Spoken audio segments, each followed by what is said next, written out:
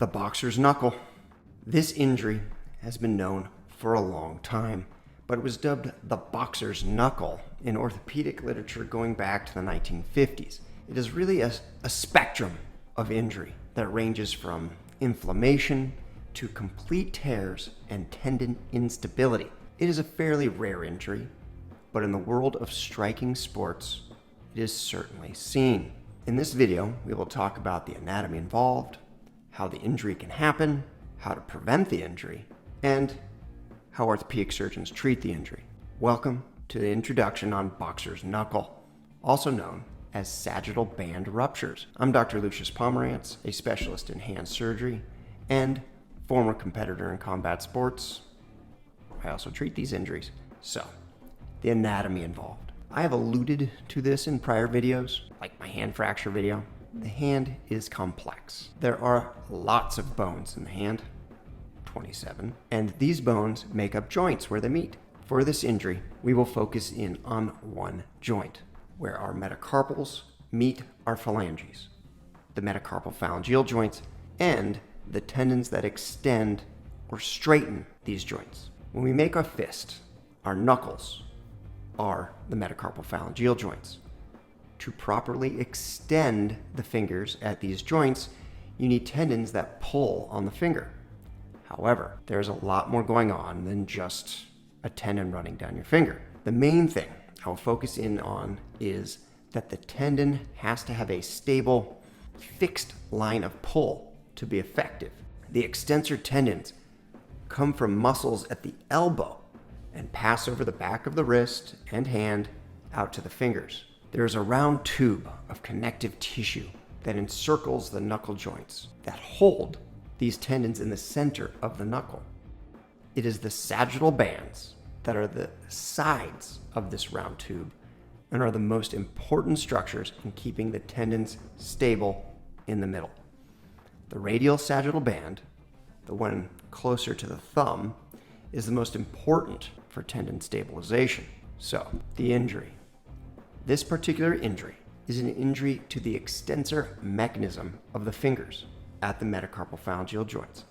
An injury to the extensor mechanism means that straightening the fingers is altered. The middle finger is the most likely to have this injury due to some anatomical peculiarities and the fact that it is the most prominent when throwing a punch. Most commonly, in the younger male population, the injury occurs from a punch that lands on the side of the knuckle. Another way this injury happens is if an extended finger is forced down and away. It has been described as happening when flicking something. I have seen it when someone accidentally smacked their extended finger against a wall while swimming. Either way, the radial sagittal band is injured and the extensor tendon stability is compromised. So, usually there's pain and swelling right after the injury. The tenderness can sometimes be difficult to localize at first because there's swelling and pain everywhere. It is often difficult to make a fist due to pain and the injured area being pulled on. A common symptom is the inability to extend the finger from a fist, but able to maintain it being straight once it is extended. This happens because the unstable tendon cannot effectively pull the finger up anymore from a fist. When the swelling goes down, one can sometimes see the tendon off the midline or even into the gully, the intermetacarpal recess between the knuckles. The reason why this makes it so people cannot extend their fingers from a fist is that with the tendon all the way off into the gully here, as they try to extend, the tendon is actually pulling off midline and pulling the finger off to the side. It's less effective and pulls the finger in that direction. Sometimes you can actually push the tendon over into the midline, and that's going to allow them to get their finger straight. Prevention. Training with well-padded knuckles and good hand wraps is a good place to start. With padding, the energy of a strike is still significant, but it is spread out over a larger area and cannot be focused in on any one knuckle. With hand wraps, the knuckles are usually kept from being pushed all the way down.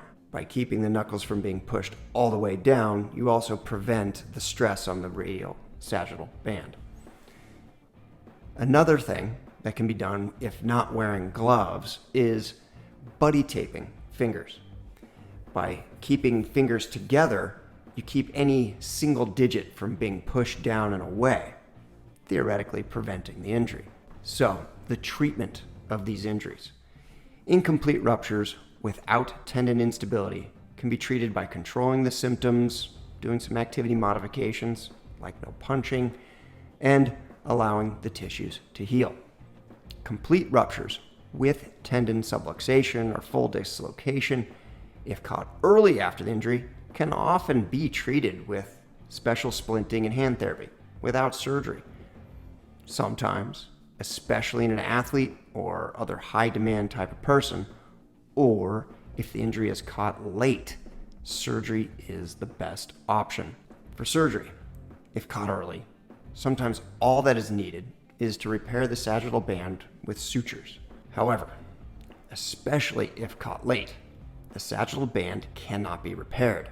It can be really hard to find and then fix, and because the other side of the knuckle is scarred down and is often hard to move the tendon back over.